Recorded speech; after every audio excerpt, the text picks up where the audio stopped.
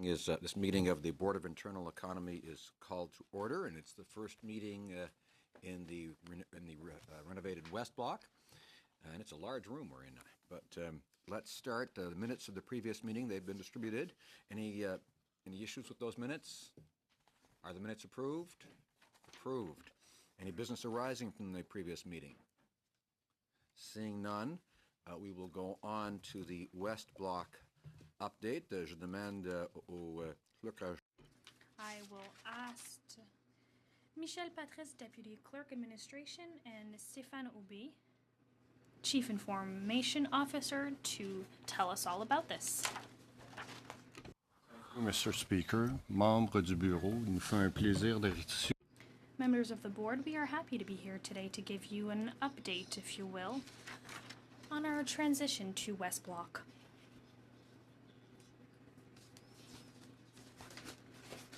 That was a big operation, I won't deny it. Sometimes we thought that we were on the verge of a precipice and that we were about to take a step forward, but we are very pleased of how this transition went. It was a success on our part, and on yours, I think, as well. The building was officially handed over to the House of Commons, and where we frantically engaged in the operation of the building and the integration of the technology. Following the recess for the Christmas break, we started the office move, and they were completed on January 25th, again with the support of everyone and the full engagement of all. The first sitting of the House of Commons occurred in the interim chamber on January 28th, and happy that we all have noticed that it went well and it was a fully functional chamber and the proceedings were uninterrupted. Obviously, we had some issues the following day in terms of a leak, following a burst pipe, of which I must say that we addressed it. Everybody was all hands on deck and basically ready to address any issues that would arise.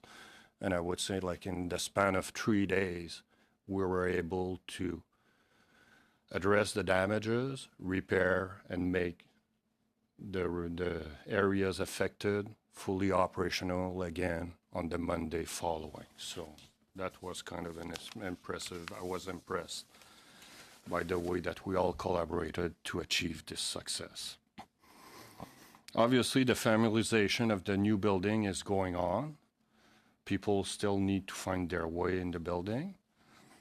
And as a part of the orientation activities, a map of the West Block and occupancy manual were provided to MPs and their staff to assist in navigating the building and its services. As you saw, we also deployed source team members in different strategic locations in West Block for a couple of weeks following the return of Parliament to be able to assist members and visitors and staff in the building.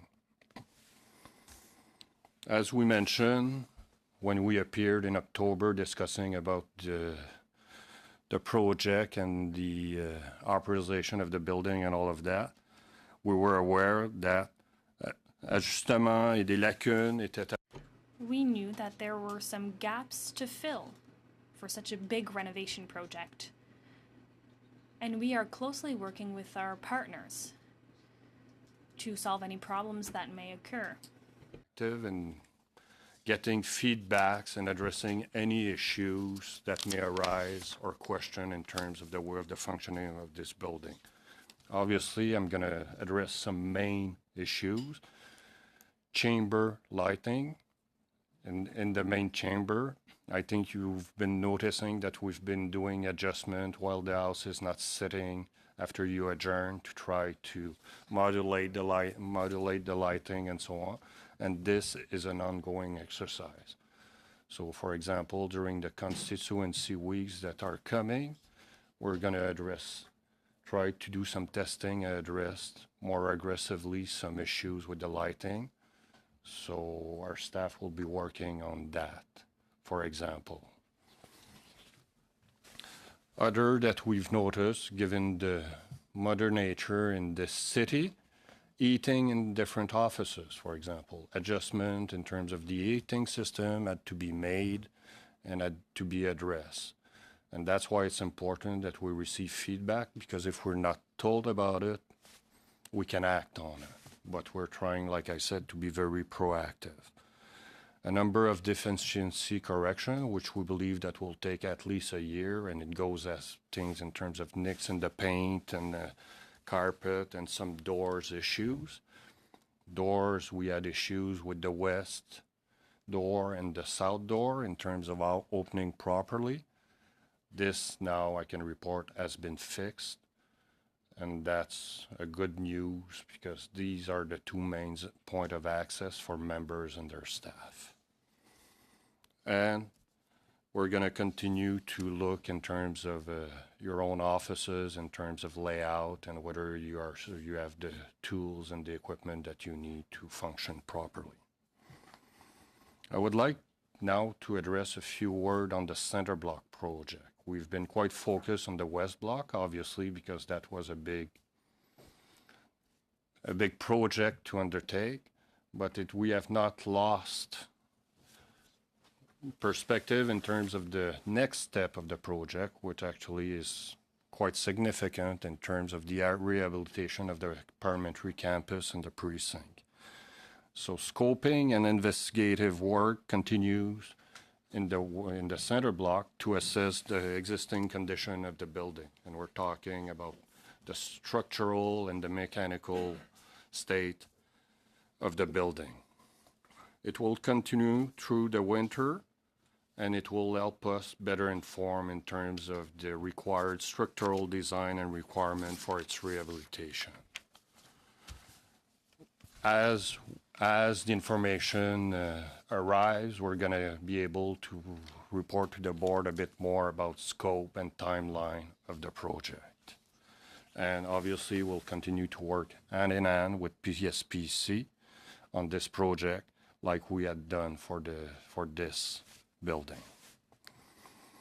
To talk a bit about the governance structure to inform. Obviously, at the administrative side, I can report to you that we've got an integrated multi-level governance within the administration of public works and the various parliamentary partners to oversee the project. We also working in partnership with all those partners to execute restoration and modernization of the parliamentary process. That's just one component, I would suggest, in terms of this project. And I would like to receive direction from the board in terms of the governance, the ongoing governance or looking forward governance. Obviously, it's quite clear that this body, the Board of Internal Economy, is the final decision maker in terms of the requirements for the design, the rehabilitation of the center block or any building in the parliamentary precinct. However, I would suggest, learning from the experience of the West Block, I personally felt that parliamentarians were not sufficiently engaged in what I'll call the granularity of the details in terms of the requirement. So learning from this project, I would like to obtain your direction in terms of how do you want to go forward to ensure that parliamentarian, because that's your workplace. I understand it's an historic landmark, it's the seat of our parliamentary democracy, but it's fundamentally your workplace where you do your work on behalf of Canadians.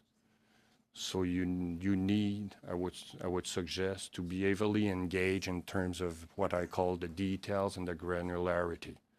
So your direction is welcome in terms of how you want to proceed.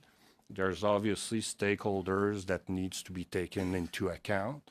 For example, the media, the public, visitors, in terms of their perspective on their rehabilitation. But at the end of the day, like I said, and it's it's my view that it is your workplace and it's for you to really be engaged in this exercise. So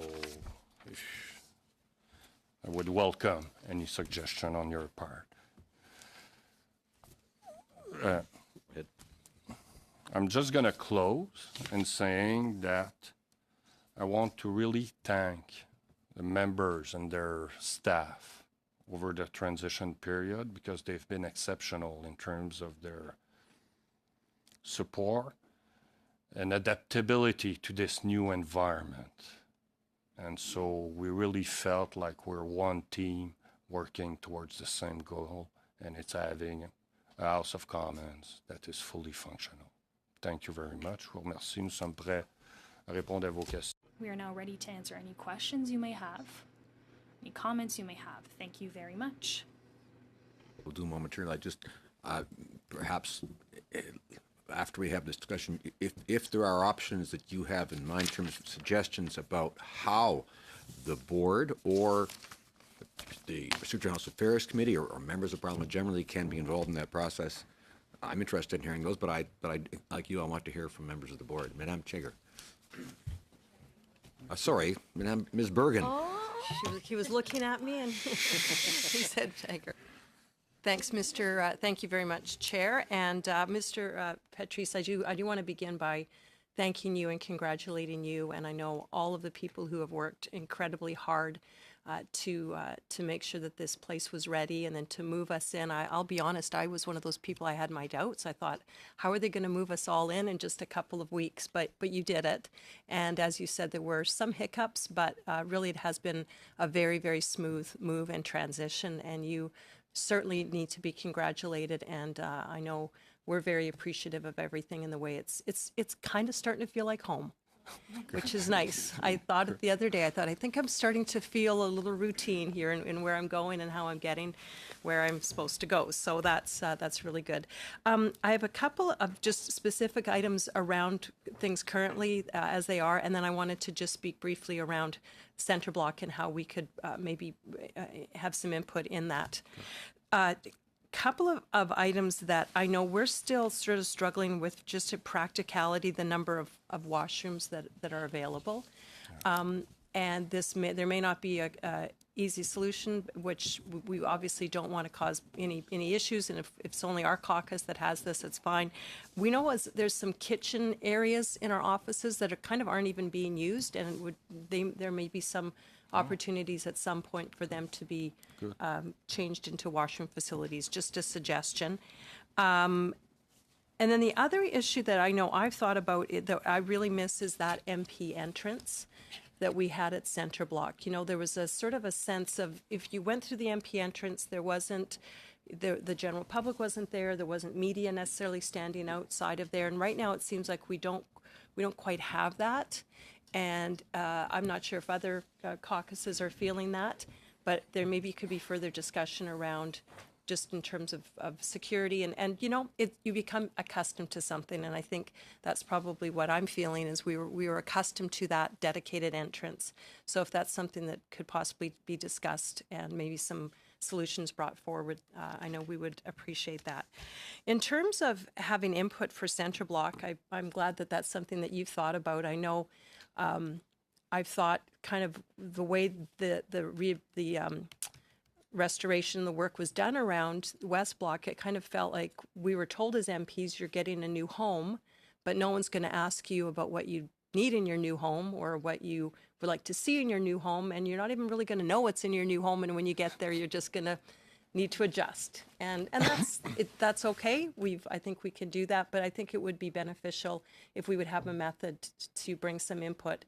And I know we've had some offline discussions. Ms. Jagger and Ms. Brusser and I have had some discussions around this.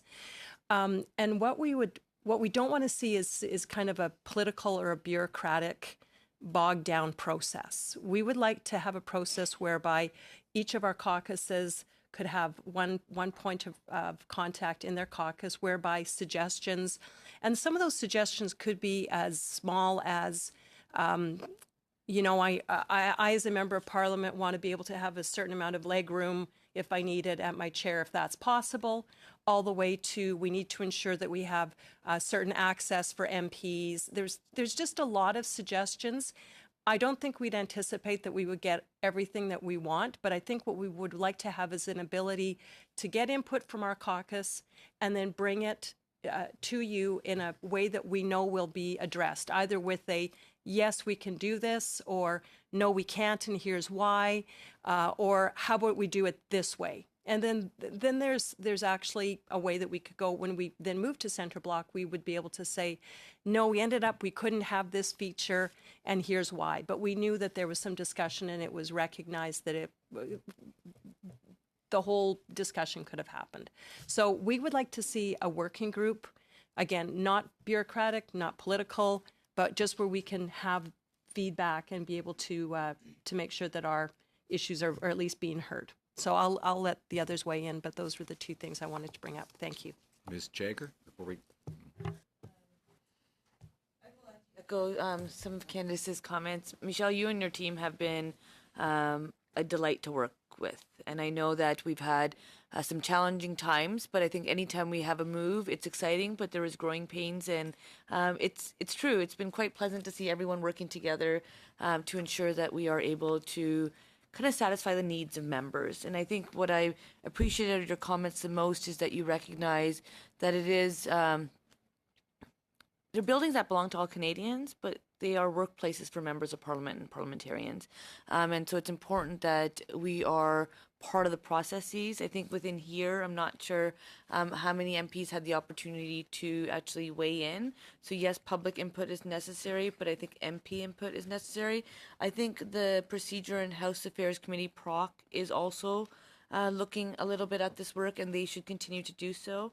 I think the other avenue should be this table right here. So I know for myself, what I would like to see is to have caucus be able to provide me input, whether there's a person that we have as a point person or so forth, and then we would bring it to this table so that we can have that discourse, and we can also discuss amongst ourselves.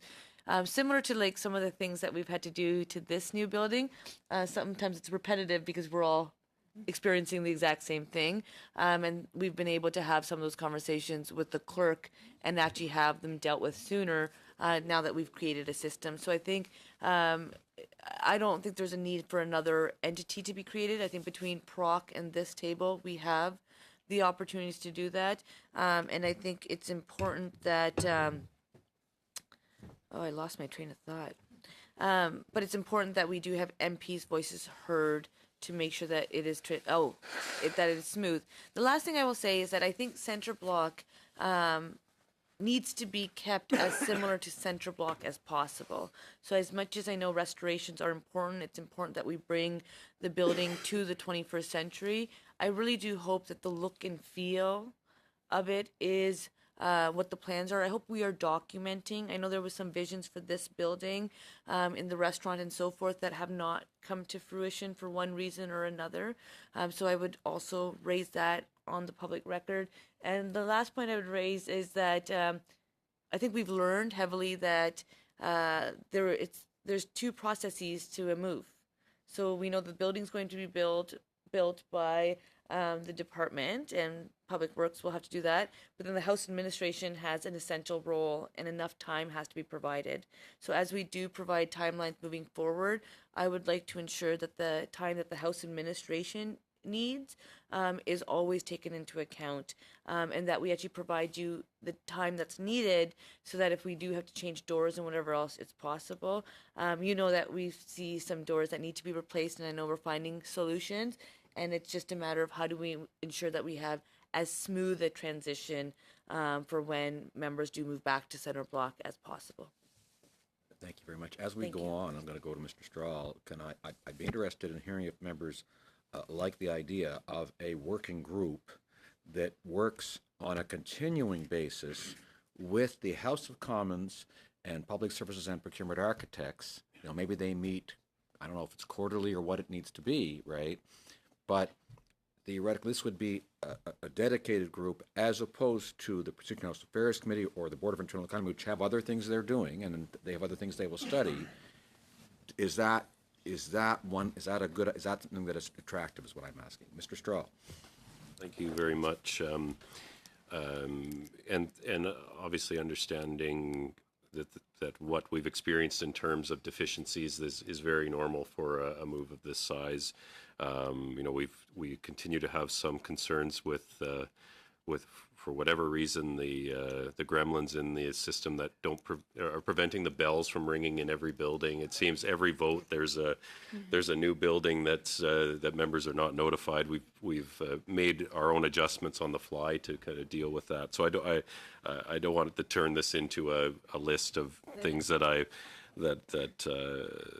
wrong. But I do want to touch a bit on Ms. Jagger's comments. I think we should agree, maybe at this table or PROC, I'm not sure which, on some first principles for this. And I agree 100%. What I've said is, if I'm lucky enough to still be elected, or if I come back as a visitor, I hope I can walk back into Center Block and say they haven't changed a thing.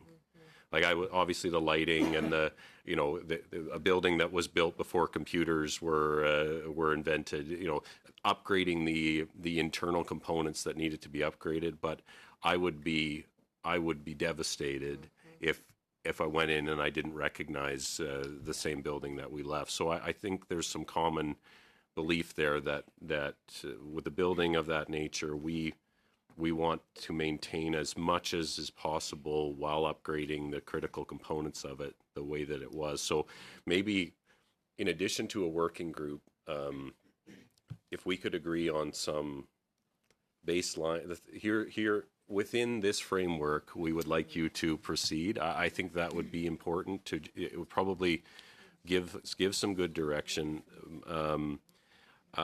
Obviously, I think there was some concern even when we moved into this building. With the allocation of the space, that perhaps parliamentarians were not given the primacy that they should have been given, that people kind of staked their claim to the limited real estate here early on, and we were kind of takers on that side of it as well. Obviously, having come from Center Block and having operated there, there's some knowledge of where the opposition leader's office is, where the prime minister's suite is, where the cabinet wing is. Like, that is all, I hope, going to be maintained. I would just put that out there that, even where the offices are, or, all of that seemed to be, we were just presented like, this is what you're going to take, and this is the way it's going to be.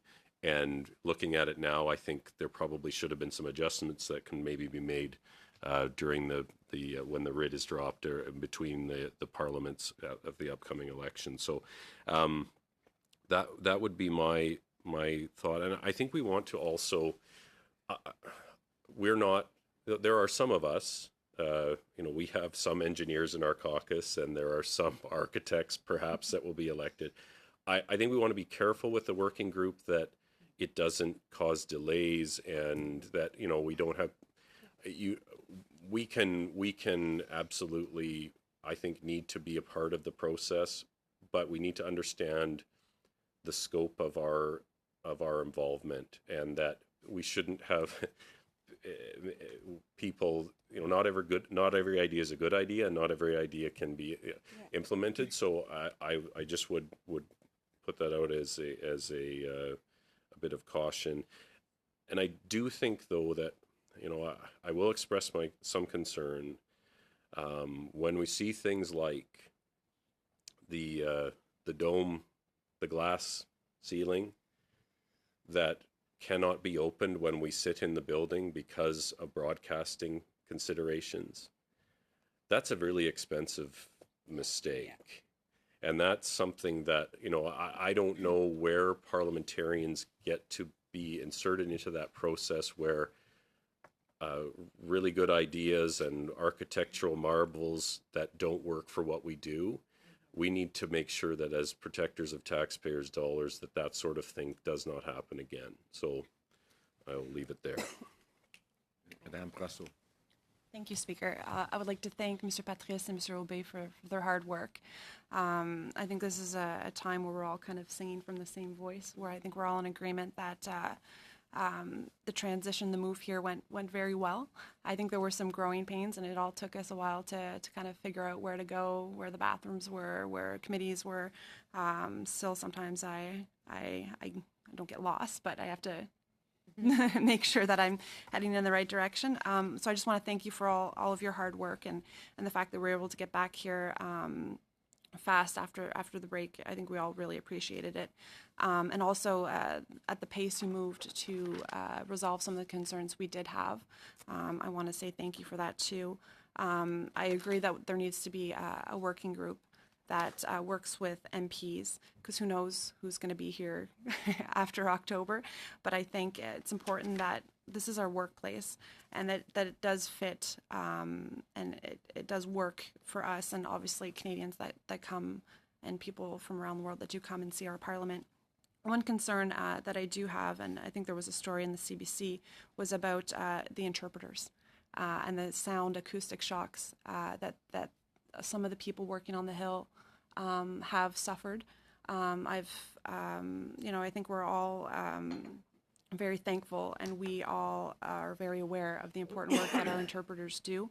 And so we have to make sure that Parliament Hill in committees, when there are phone conferences, that our interpreters are protected, that we are making sure that they have the proper equipment to make sure that the acoustic shocks are being limited. So I'm hoping, I don't know if this is the place to do it, but I think we need to have some information about that, what kind of work progress has been done. So I don't know if this is the forum for it or not, but I think it's important that we get an update to make sure that these people are being protected. Before I go to Michelle Patrice, I don't want to be quoted in your election pamphlets, but I thought the advice about the working group, not directing everything, I mean, being involved in and having a say and giving feedback is, but accepting the fact that the architects have to make some decisions with their knowledge. I thought that was a wise counsel. So don't quote me. Monsieur Patrice. This is public now. I want to thank you for all your good works for the team, because it's basically the team who responded to the different issues or assisting in terms of the transition. I'm going to say that we would welcome the working group suggestion from a representative of each of our caucus to work with along during the duration of this project. I think this group would be a good forum to gather the views of your membership and also probably elaborate the basic principle that Mr. Stroll mentioned and present to the board basic principle in relation to the center block. Allocation of space, I want to touch that because I've been personally involved in the issue relating to the allocation of space, and definitely we've learned from it, and we're going to do it better for the next time. In terms of direction, delays, and so on, obviously we'll engage in fruitful discussion. I believe that we could report, or the working group could report to the board from time to time in terms of our level representation to both this committee and also PROC, should they express the desire to have an update on the project. So, if that's the wish of the board in terms of the working group, we thank you and we'd be welcoming working with the group. I'm going to ask Stéphane to address the issues of the interpreters because it's something that we're keenly aware of, and he can provide you information in relation to that situation. Mr. Speaker, Madame Rousseau, so we are aware of the case where one incident happened with the interpreters department of PSPC. So what we've done is we are taking this issue very seriously. We've been working with the department very closely. So we've done assessment of the equipment, and we've actually assessed equipment that could replace the equipment that we have based on international standards that could be used to ensure that this does not happen. And we are proceeding this summer with replacement of the stations for the interpreters in this facility to ensure that any potential issues in the future would be remediated by ensuring that the equipment that we have meets the international standards that the interpreters are looking for to deal with this. So we're aware of one incident within our settings in the department. Obviously, I think it's something that is a risk for interpretation all around, but in terms of the House of Commons, whether in committees or in the chamber, we are aware of one incident. And at that time, we've provided an interim measure, a piece of equipment that would attenuate the risk. But we're looking at a more permanent solution that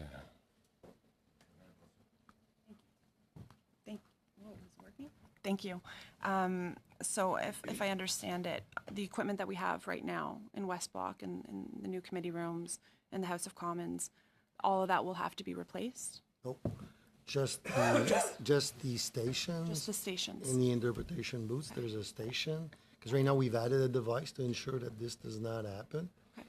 And what we're looking at is replacing the stations, the interpretation stations in the interpretation booths. So all the audio systems will remain the same. So all the stations have this new technology to make sure that it Yeah, limits? built in versus adding the new device. Okay. Because sometimes it does happen to us when we're in the House. Somebody gets up for a question or a speech, and I think they put their... It's the feedback, right? And that kind of hits us. So I know that there's one case that, you guys are aware of, and I think that was made public, but I think there might be possibilities of other cases where people that have been here for 10, 15, 20 years, working in this type of environment over the years, they've come to deal with certain health issues. Would it be of importance that if interpreters have concerns that they do come forward and raise them? Absolutely. Okay, perfect. Absolutely. In place, does it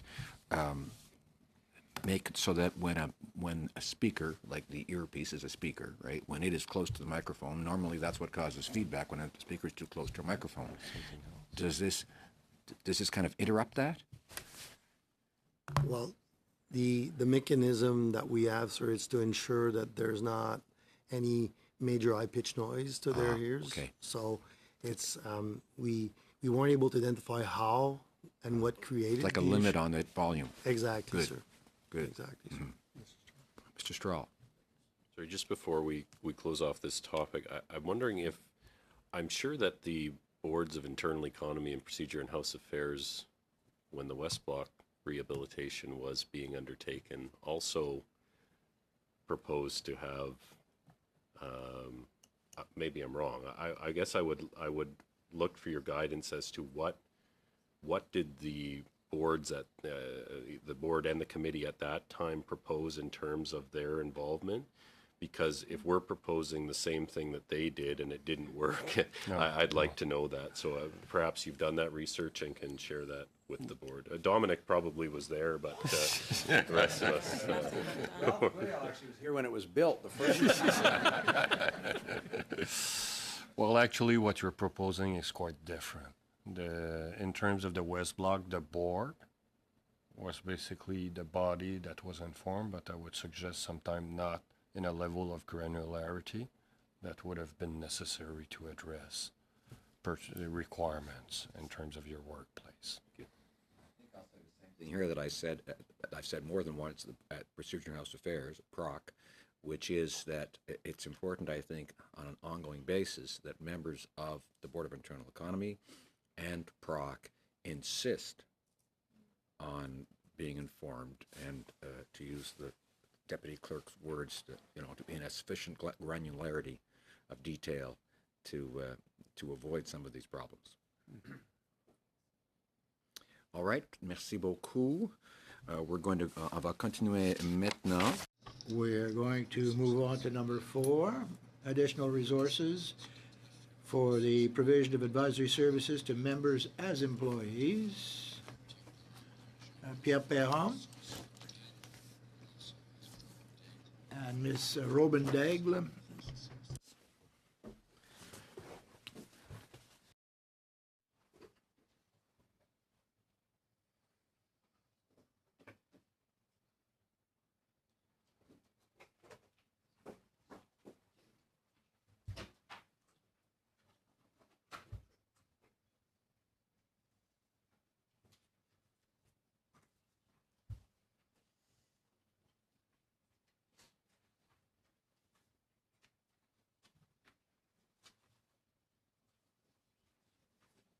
Laurent, bienvenue. I am here today in my capacity of Chief Human Resources Officer for the House of Commons to request additional resources to meet the increased demand of HR services to support members and House officers in their role as employers. I am joined today by Robin Degg, Director, Members HR Services. In recent years, changes have been introduced related to the policy framework and legislative landscape in which members must manage their workplaces. The introduction in 2015 of the House of Commons policy on preventing and addressing harassment and the recent adoption of Bill C-65 will place even greater demands on members' offices to meet new requirements with respect to health and safety and harassment prevention in the workplace. As with all employers, members are under increasing pressure to create positive work environment that respond to evolving social expectations. L'administration de la Chambre observe une augmentation des demandes provenant de députés. We've seen increased demands on the part of MPs and employees who support employees that they obtain directives and guidance on how to deal with issues as they arise. We hope that we can offer these through existing services. However, some of our services are limited, and we will have to create new services to meet the demand. These will continue to be personalized, giving the particular context of an MP's work. Robin? Training, respectful workplace program, occupational health and safety, as well as to enhance our orientation services to support members and their staff through the election process and on an ongoing basis. HR advisory services would also be centralized and offer dedicated HR advice to members. Members would be able to access these services based on their requirements and as they deem necessary. I should emphasize that the advice and support that our HR team provides will in no way change the fact that members are the sole employers of their staff. The services take into account that each party has their own internal structure and processes when it comes to managing their resources.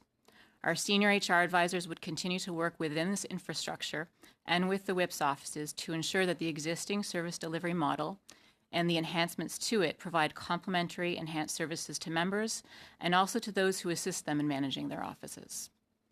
By ensuring that adequate tools and programs continue to be available, we will be better able to support members in navigating difficult situations and help them to address issues as they arise. Adequate resources would also assist new members who seek such assistance in establishing their parliamentary and constituency offices and who must balance the various administrative obligations involved in doing so. Confirming sufficient resources will ensure that members receive responsive, nonpartisan, and confidential services that enable their decision-making as employers. Ultimately, we believe it will contribute to supporting a positive and successful workplace for members and their staff. We are happy to answer questions this time. Mr. Leblanc. Alors, merci, Monsieur le Président. Moi, j'ai... Thank you, Chair. We have previously discussed at other meetings of the board the issue, well, the basic underlying issue that Pierre and his colleague has raised, that MPs are also employers, in fact. And in past years, there have been some unfortunate situations where we tried to improve rules and procedures. Pierre has been charged with this in situations that were often very, very difficult and delicate, and also out in the open, in public. We of course appreciate the fact that you would improve services for all members, regardless of what side of the house, with respect to confidentiality and discretion to cover all situations, particularly the more unfortunate situations. MPs who are elected in their ridings, a few may have experiences to deal with in their constituency offices, or perhaps dealing with different contexts where they might act as employers, but they haven't had to deal with it in a public sense.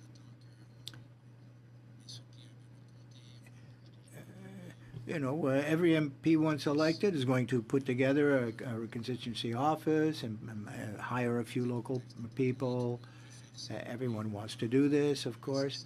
and to have some support.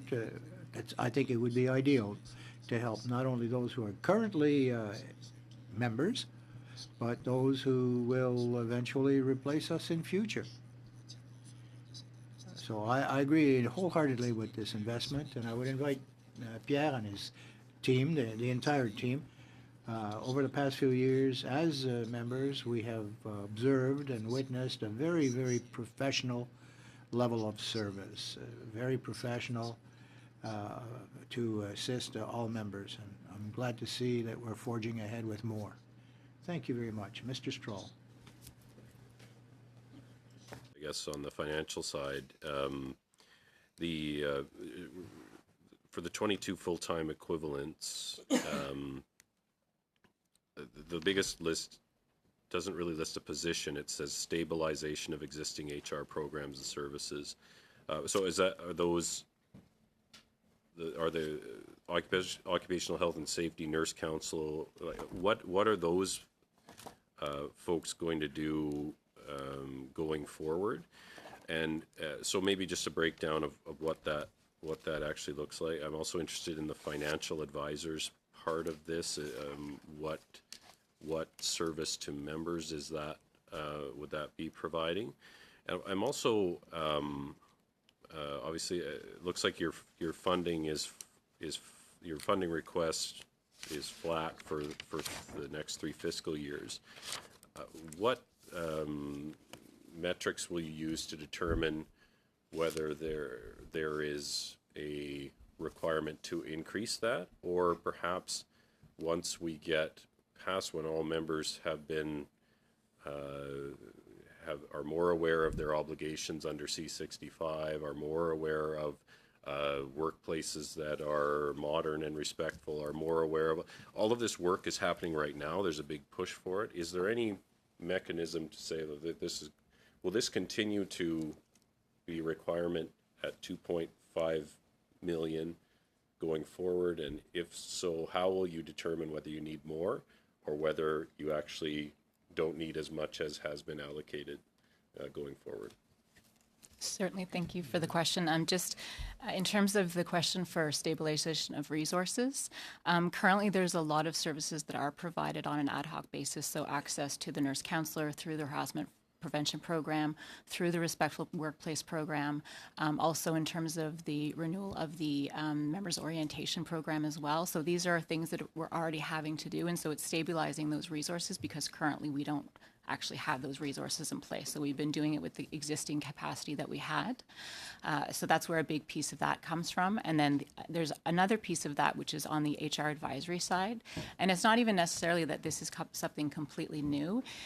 There, again, are ad hoc resources that have come in or requests that have come in through the pay and benefits mechanism. So, for example, right now, a primary point of entry for the members and those administering their offices is through pay and benefits, but it's supposed to be a transactional. It's supposed to be moving through some of these employment transactions are coming in, but because that was one of the only places for members and the staff in those offices to go, they often get a variety of questions that wouldn't or shouldn't necessarily be fielded by pay advisors. And this is where some of our team is already starting to get involved in these files to help resolve them from a more holistic HR perspective. So that's also a stabilization piece as well. We also know that the Office of the CHRO has seen a number of requests. So that's why we talk about stabilization and enhancement when we talk about these resources. From a financial advisor perspective, it's not necessarily in the context of providing financial advisory services to members. It's in the context of most services have that financial management capacity built into their teams from a financial planning perspective, forecasting, budget management. And so that's where these two resources there come into effect. There's also a legal advisor that we would be hired for this team to ensure that all of the HR advisory advice that we are providing to members and to those in their offices that are helping manage the office, that is also done in the context of that angle from an employment law perspective. So we just want to make sure that it is a comprehensive service that's being provided. And in terms of longer term and in what we've forecasted, we do recognize that we are going to have to continue to track the volume and the types of inquiries that are coming in. So from that perspective, that's something that's done. And any type of team environment where you need to track the volume, the types of inquiries, the case management that's being done. And we know that we'll have to report up to say, is this sufficient? Is this ongoing? Do we need to reduce? Do we need to increase? I can confidently say that I think that we have been very realistic in what we've proposed. We haven't far stretched from that perspective. And if we ever came back to the board to either reduce or increase those resources, it would be with quite a rationale associated to it. Thank you. Mr. Holland? Just to say thank you for the work that's done on an ongoing basis and for what's proposed here. I guess my reflection would be that caucuses will use these services differently depending upon what internal policies they actualize. My anticipation is that we'll use these additional resources a lot, not because I necessarily anticipate a lot of HR problems, but these things do arise. It's more because good HR policy is about being proactive, about creating environments where there is a network of support to be able to catch and remediate issues early before they advance. So I just, I've expressed concern in the past. I won't belabor the point now that there probably will be more needed as we modernize our HR practices overall, but certainly this is a step in the right direction, and I'm favorable. Thank you. Anyone else? Is the will of the board to approve this request? Agreed. Merci beaucoup.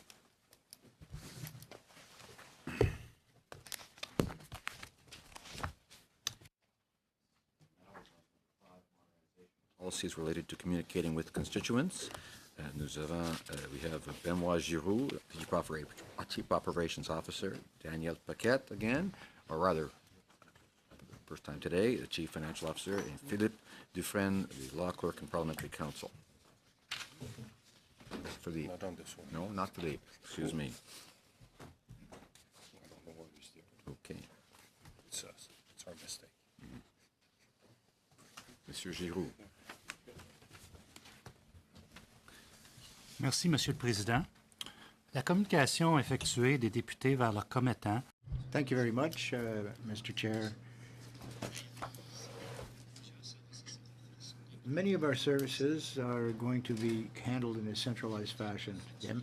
Members can bill the printing cost to their offices. The House Administration proposes changes to modernize the 10% regime.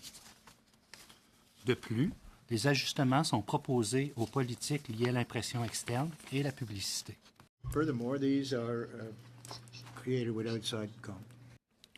In line with 2018 changes to the Householder Program, our consultation revealed that members wanted color and simplified processes. We propose to replace the current 10%er program with what would be named Constituency Mail. It consists of 8 formats, which includes 4 new formats. All formats are available in black, 2-color, and full color. The formats are available for your viewing in the sample kit prepared by the Printing and Mailing Services Group. It mainly consists of flyers, reply cards, and postcard. Of importance is the proposal to simplify the overall planning and submission process by eliminating the 50% content difference rule, and the introduction of a limit consisting of a maximum of 6 times the number of households in the member's constituency per calendar year. As for shipping, the member can continue to mail through unaddressed ad mail or use the new option provided for addressed ad mail. Lastly, it is proposed to allow for the display of third-party community resources and not-for-profit website addresses. En conclusion, les changements proposés. In conclusion, the changes will offer more choices to members, removing rules that were no longer necessary. I'll give the floor to Danielle now, who will explain some of the changes to some of the policies. Thank you, Benoit. External printing services. Recognizing the needs of having greater flexibility when members communicate with their constituents, members may rely on external providers for printing services. The current limits for external printing is set to 4,500 copies, but feedback received indicate that the amount is not aligned with economies of scale in the industry and is generally recognized in increments of 1,000. So therefore, it is proposed to modify the policy regarding the external printing services by increasing the limit to 5,000 copies when using an external printing service. This will increase the more advantages for members, reducing their cost per copies. In addition, over the years, the board has approved various policies changes relating to the external printing services. These were in response to various individual specific issues relating to the communication with their constituents and stakeholders. These changes have created policy application challenges and confusions for members on how to apply these rules for external printing. So we would like to bring these various rules a little better together within our policy manual. So therefore, we are recommending that the board reiterate that the documents printed externally are subject to the same conditions and restrictions as documents printed within the house printing and mailing services. Require that originating member's name and status as a member of Parliament appear clearly and distinctively in the printing correspondence. Maintain the current policy whereas expenses for printing materials used at third-party events or activities be charged to the advertising expense to be in compliance with the advertising policy. And also maintain the current policy and limits to allow members to distribute mailing, correspondence, and other printing materials to stakeholders outside of their own constituencies in the discharge of their parliamentary function. Finally, the last point related to members' advertising at third-party events and activities. Currently, members may advertise at a third-party event up to $500 for an advertising for printed materials, and within that limit, there is a $250 per advertising for an event signage or banners at that event. This sublimit of $250 we recognize does not add value and has been creating some confusion for members and has really added administrative burden for them to manage for these payments. Therefore, we propose to remove this sublimit of $250 per advertising at event signage and banners and only maintain the single limit which members cannot exceed their advertising at third-party events and parties. So, Mr. Speaker, this concludes our presentation, and we're pleased to answer any questions the board members may have. Thank you very much. Merci beaucoup, Mr. Holland. Say very quickly, Mr. Speaker, that I very much support these changes. Dealing with 10 percenters since I was elected in 2004 with an involuntary break was a major challenge. You're constantly trying to MacGyver a solution to get correspondence to your constituents. And as a result, they were used in all kinds of bizarre and strange ways. So I think creating a uniform process for that to be used so that both on the one hand, people don't get frustrated and don't use it, or on the other hand, excessively use it in a way in which it wasn't intended makes a great deal of sense to me, and I'm very supportive. Mr. Strahl. Obviously, a major change is the maximum 6 times that a member can put out one of these new constituency mailers. What is the rationale for that, and what is the projected savings by limiting members to that number? We've looked at the volumes that the members were sending as 10 percenters for the last 2 fiscal years, which we believed were good baseline years. And with the limit of 6 times the number of households in your constituency, 92% of all members are actually within that limit, are sending within that limit. So we have an 8% that are high flyers that would be outside that limit. The other consideration, so we covered a vast majority of members, we believe sufficiently. Also, the other consideration is we also are confident that with those limits, we would still be operating within current budgets, which was also looked at. Right. So I guess the question to me, there will be some pushback for. So what was the impetus for the 8% who are doing more than 6 times a year?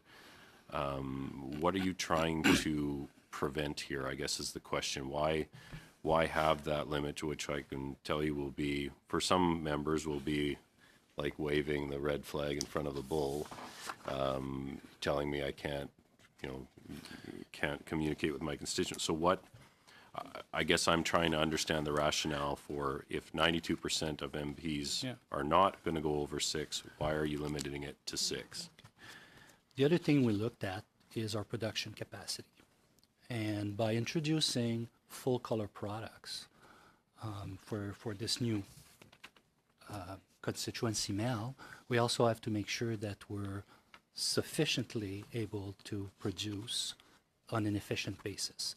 And that was also part of the looking at establishing the limit at 6, is make sure that we can continue to support members in their communications in an efficient way within the production limits and production timelines that we currently have established. Right. If we augment that limit, then we're putting ourselves into a situation that we could go over budget, or also that we would have way too much demand and that it's going to extend the production time for those constituency mailings. Okay. I guess another question I have, right at the beginning of the presentation here, it says, in the background of our internal document here, it says, communicating with constituents is an important element of members' parliamentary functions, and the bylaw says, duties, and we can talk about things, duties and activities that relate to the position of the member, wherever performed, and whether or not performed in a partisan manner, etc. I think if I can provide feedback from our members, there is increasing frustration that there is an unaccountable bureaucrat or bureaucrats who are increasingly determining that materials produced by and authorized by members of parliament are rejected for being somehow outside of the bounds of that. That's a very, very broad, to me, that's a very broad bylaw, and it's being, I think, increasingly narrowly interpreted. If I can get up in the House of Commons and in a question call for the resignation of a minister, or if in a SO31 I can talk about the carbon tax and that a conservative government will do things differently, and Liberals can get up and talk about how the lost decade under Stephen Harper, blah, blah, blah. If we can say things in the House of Commons, no, it rarely happens where there's politics or partisanship in the House. But on those rare occasions, I think we should, in all seriousness, if we are able to say things in the House that are, we should be able to say those same things in the mailers and in the materials that we produce for our constituents, and it is up to our constituents to judge whether or not they are overtly partisan or they are not a good use of public resources. So I would offer that as feedback in general, that we have seen members who've had their radio spots that they pay for out of their MOBs questioned due to the content. We all know that we cannot solicit funds, we cannot solicit memberships, we can't solicit votes for ourselves. But other than that, I think we have to err on the side of caution of giving members of Parliament wide latitude to communicate with their constituents in the way that they see as appropriate. And that might not be the same in every riding in Canada, and it's up to the member of Parliament, not a member of House administration, to make that determination. And I think that has been becoming an increasing occurrences of that happening, and I think we need to kind of lay down our line in the sand at this board that we are going to, I think, assert the rights of members to make those determinations. So I will say that. I also, I know this is all set to take place after the next election. I would like to take certainly the proposal, if they're, take this proposal to my caucus before so that there can be some suggestions on how we move forward. I think it would be ill-advised for me to sign off on this without doing that. Let me put it that way. We won't have consensus today on this, and we'll keep that in mind as we go on, so that if members can decide whether they want to be briefed because of that or not. Ms. Bergen. Thank you. I won't add a lot to what Mark said. I agree fully with everything he articulated. I think we should rather, on the issue of changing 10%ers to a maximum number of mailouts, I think we should err on the side of making sure that those 8% still can do what they've been doing. If 92% are going to do less than 6 a year, then why wouldn't we say you can do 10 a year with the knowledge that that probably that won't happen. We're constantly, budgets are increasing and there's more and more to all of a sudden now go back to our caucus and say your ability to communicate with your constituents is going to be scaled back. And the only argument we can give is we might not have the ability to pay for it. First of all, I don't think that probably would be the case. So I think we should rather look at this and expand that. And I would add to what Mark talked about. I agree. We get up every day. The work that I do is to do two things. It is to move out what I believe and what my constituents elected me to do, move out a government that I believe is not good for Canadians and put in a government that I believe is good for Canadians, which means I'm going to ask them to support me. I'm going to ask them to listen to my arguments. And I think the measurement should be, if we can say it in the House of Commons, we should be able to say it in our communication with our constituents. And if it is slanderous or defamatory, then we will be held accountable for that. And we will be held accountable in terms of what our electorate, if they vote for us again. So I think I have personally had been told, I wrote a letter and I said, and that's why in 2019 Conservatives, and I was told I wasn't allowed to say that. And I know it became unbelievable. We are partisan. That is what we do. We are political. And we're having more and more restrictions by people that we don't even know who they are and who they're accountable to. So I think it's something that has to be looked at. And that way we would all have the same freedom and ability to communicate the way that we believe we should be. Thank you. Thank you, Mr. Speaker. I would like to thank Mr. Giroux and Mr. Paquet for the presentation. I would like to say that the comments that I have gotten back from my constituents when we went to colour has been very positive. I think people appreciate getting news from their members of parliament, and I think the way that we're doing it is a lot more interesting to them. Given the concerns raised by Candice and Mark, I don't know if there's an appetite from other members of the committee to see what it would be like to review some of the 10%ers or householders that have been refused or ads that have been refused. I don't know if that is a possibility that can be done. I don't know what a review would look like. I don't know if there's an appetite from other members to look into this. I don't know if this happens. I think it happens frequently. So it hasn't been a big concern for our caucus. But, I don't know if there's an appetite from members of the board to kind of look at this, and I would like some more information, maybe some feedback if a review is requested. What could that look like? If I may jump in, I think that if there is a lack of consensus at this time to approve this recommendation, and there are some questions about the criteria that are being applied in approving or not, and ultimately the approval can always be brought to the board, but we could put this these examples and these issues could be looked at, and some examples given in the revised note that would come back for your consideration at a next board meeting. So that'd be part of the discussion in terms of are there concerns about the criteria that are being used? Do these criteria flow from the bylaw? Is there need to be a change in the bylaw, or is the bylaw being interpreted too strictly? Those things could be brought back for your consideration and direction. Mr. Holland? Thank you, Mr. Speaker.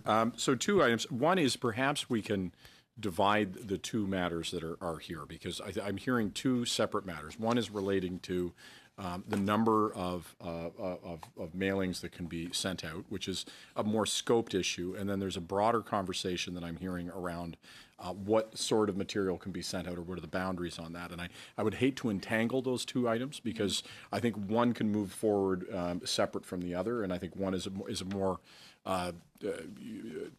detailed conversation that we have to have. So that would be my first suggestion.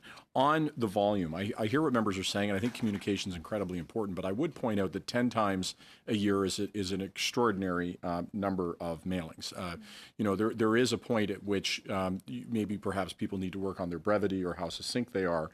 There are serious costs involved in mailing, and if you're wanting to mail more than 10 times a year to your constituents, that to me starts crossing a line of being relatively excessive, almost getting into the so I think, and there are 8, and this was exactly the problem with the 10%er program, is there were no rules or boundaries on how it was used. And so theoretically you could be putting out 10%ers every single day, right? And so I think moving to some kind of uniformity and giving some kind of clarity to members.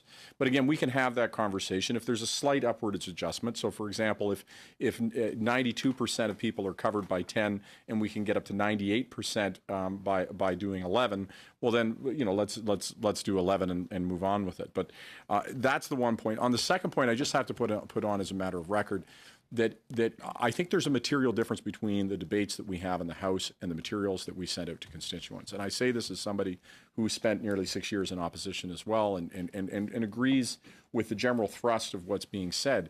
But that we don't want to be in a situation where we're funding effectively partisan undertakings. So if you get to a point where you're unable to distinguish between a campaign flyer and a householder, that's a serious problem. And I think that matters of debate around policy, matters of debate around issues are of course fair game. So if we're talking about keeping that line on a difference of opinion and policy, I think that's a fair boundary. But I get concerned if we're drawing in the use of House resources to fund essentially partisan propaganda. And we all have it. We all have a particular partisan message that we're disseminating. But I think that line, that wall is an important and judicious one. And it's one that I would defend, rather vociferously. And I would say that if we're going to have a conversation on that, I would want to extricate it from this particular matter, because I think the two, if they're entwined, could leave us in a circumstance where we don't change this. And then if we don't change it, then we're left with the continuance of something that really is in long need of overhaul. Mr. Strahl. To Mr. Holland's point, though, I think that's exactly what I'm trying to raise, is who is making those determinations? Who determines if something is too partisan? Who determines if something crosses over from a member's role to a partisan role? And if that is being done, where is the direction coming from? Who is monitoring that to ensure that it is consistent? That is an increasing frustration. We have members that's, I sent out a particular 10%er. Another colleague tried to submit the same 10%er and was told it was rejected. So this is what I am concerned about, is that there are people that are making these determinations. I don't know who they are. I don't know who's given them direction. I don't know where the feedback mechanism is for that. And I think it's incredibly inconsistent. And that's why I would err on the side of allowing more products to go out and allowing our constituents who pay for them and who receive them to make the determination as to whether or not they are acceptable. So that is my concern, is that when the deciders are not known and we don't have control over that process, I would suggest that it then becomes extremely arbitrary. And if that is the case, I don't want that to be the case. I would like us to have broad interpretations as to what is fair comment. And I think that we have strayed away from that into where there is now an arbitrary determination. One member to the next can submit the same item for printing. One gets printed and sent, the other one gets held up for weeks. And the idea that we can, on matters that are currently before the House especially, something may only be before us for a matter of days or weeks. And if we are going through a cumbersome appeal process to try to get something out, if it meets the requirements, no one will do it, and it won't be timely, and we won't get that feedback in a timely fashion. So I appreciate what Mark is saying, that we don't want to turn this into printing houses for our parties, but at the same time, we want it to be broadly interpreted from our side anyways, based on certain principles that allow us to make those determinations as much as possible.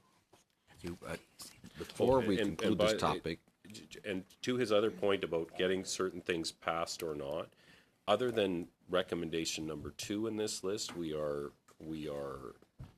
like we can talk about going to 1, 3, 4, 5, and 6 in terms of if he wants to separate this out.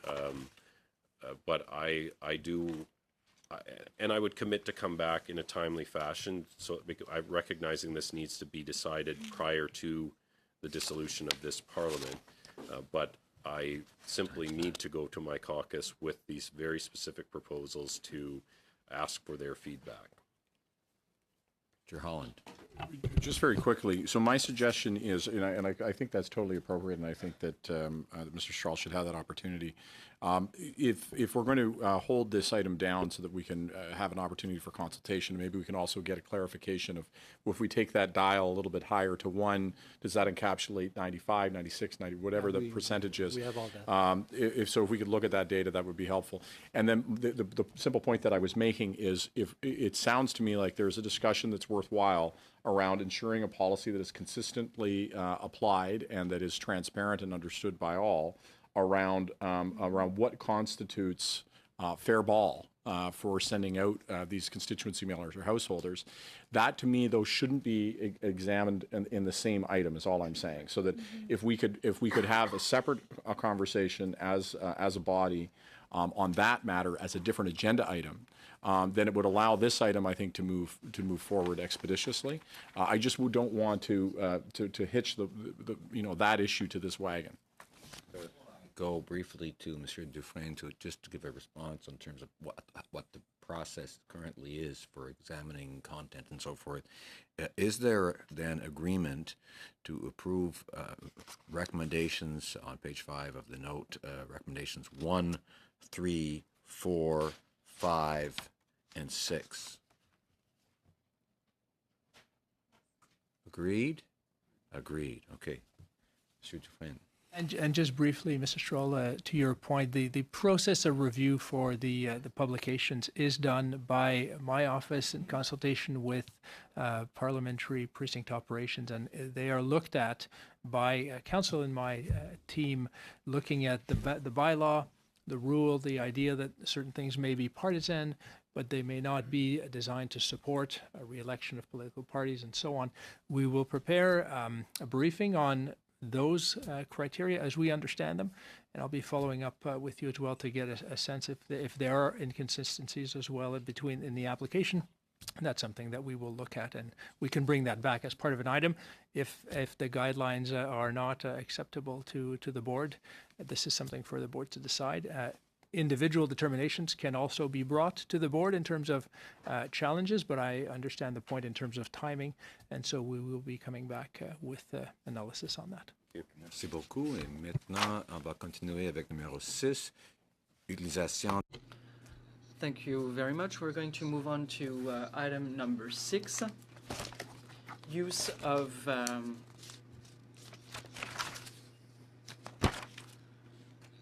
House premises for soliciting contributions.